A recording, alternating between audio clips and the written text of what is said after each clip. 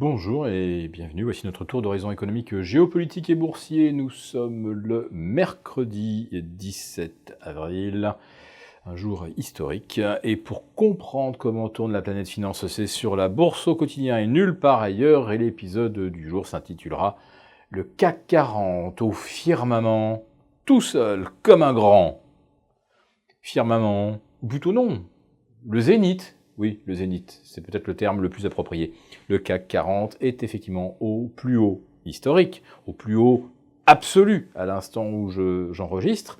Je parle du CAC 40 Global Return, celui qui se compare par exemple au DAX. CAC 40 Global Return qui vient de franchir les 14 630 points. On est donc au-delà de la meilleure clôture du 22 mai 2018 à 14 608. Hier soir, on avait clôturé à 14 604. Je vous ai dit que si le CAC 40, le PX1, atteignait les 5 530, on aurait donc un nouveau record et que là, les choses sérieuses commençaient. En fait, on rentrerait véritablement en terra incognita. Oui, puisque le CAC 40 serait au-delà de ses plus hauts. Pour aller où ? Mais surtout, tout seul comme un grand, car le DAX est encore loin derrière. L'Eurostoxx 50, aux alentours des 3470, il a encore pas mal de chemin à parcourir avant de retrouver les 3006. À Wall Street, le S&P 500, à 2910 en clôture, on a été même jusqu'à 2920 en séance, on est à 1% du plus haut, le Nasdaq est à 2%. Donc là, il y a encore un tout petit peu de chemin à parcourir.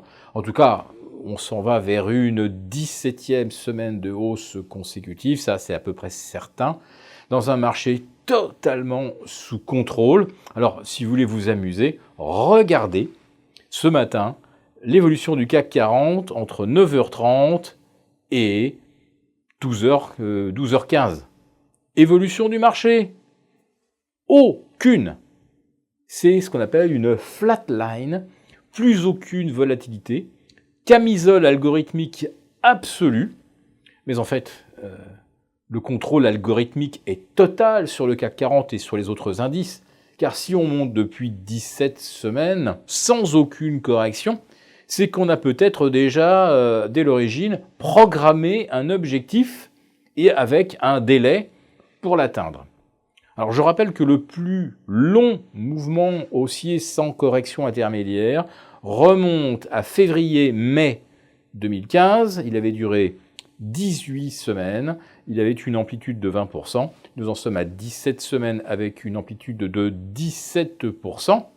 Mais nous sommes en fait beaucoup plus haut qu'en avril ou en mai 2015. Donc ça ne se compare pas forcément. En termes de points, on en a pris davantage que lors de ce rallye haussier exceptionnel du printemps 2015.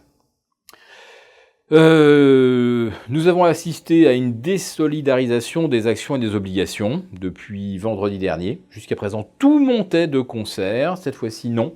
Les obligations corrigent, les taux se retendent légèrement. Et c'est ce qui explique que les bancaires se soient jointes au rallye haussier. Des taux un petit peu plus élevés, c'est peut-être un petit peu plus de marge à terme. En fait, les banques, personne n'en voulait, donc là, on joue un élément technique. Mais vous remarquerez que beaucoup de valeurs dont on ne voulait pas jusqu'à présent se retrouvent aujourd'hui dans les pelotons de tête, souvent sans véritable raison valable. Mais il y a quand même une exception, il s'agit de Vallourec, qui là vient de signer un contrat portant sur 12 000 tonnes de tubes avec une filiale brésilienne de Technip, pour l'exploitation justement des champs pétrolifères offshore. Donc là, Vallourec respire un tout petit peu. Regardez bien la réaction du titre si on parvient à déborder les 2,30 et qu'on s'approche des 2,40, parce que là, oui, pourrait véritablement s'enclencher un redressement moyen terme. Mais pour d'autres valeurs qui ont un peu le même profil que Vallourec, on attend effectivement des bonnes nouvelles. Mais pour l'instant, le marché fait comme si ces bonnes nouvelles devaient pleuvoir. car avec un VIX à 11,80, au plus bas depuis septembre 2018, les opérateurs sont prêts maintenant à s'inventer n'importe quel prétexte pour justifier la hausse, à commencer par le fait qu'il y aurait 10% de plus à gagner au cours des prochains mois. Et c'est pas n'importe qui le dit ça, c'est Larry Fink, le président du plus grand fonds de gestion d'actifs au monde. Et quand je vous parle du plus grand fonds, on est là sur des quantités. On est sur 5 fois le PIB de la France en termes d'actifs sous gestion. Vous imaginez ce que ça représente. Et quand quelqu'un comme Larry Fink vous dit que ça va encore prendre 10%, vous imaginez qu'il y a pas mal de gens qui sont tout à fait prêts à le croire. Et puis vous avez toujours les belles histoires. Et puis vous avez les titres en retard. Bref, nous connaissons bien ce discours et nous sommes en train de le vivre au quotidien. Je vais en terminer par notre grand jeu concours consacré bien sûr à notre 10 millième abonné, mais ce sont aussi nos fidèles abonnés qui jouent. Je leur rappelle donc la liste des lots qui, je vous l'avais promise, serait tout à fait exceptionnelle. Donc un abonnement pour la totalité des publications Agora d'une valeur de 40 000 €, 2 abonnements pour le numéro 2 et le numéro 3 pour une lettre premium à 3 000 €.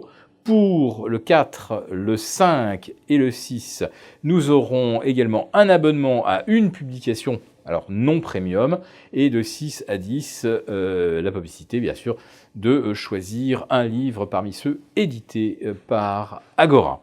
Voilà, donc j'espère que ces lots vous paraissent suffisamment attrayants pour participer. Et vous pouvez aussi inviter des gens que vous connaissez à participer naturellement. Le tirage aura lieu avant la fin du mois.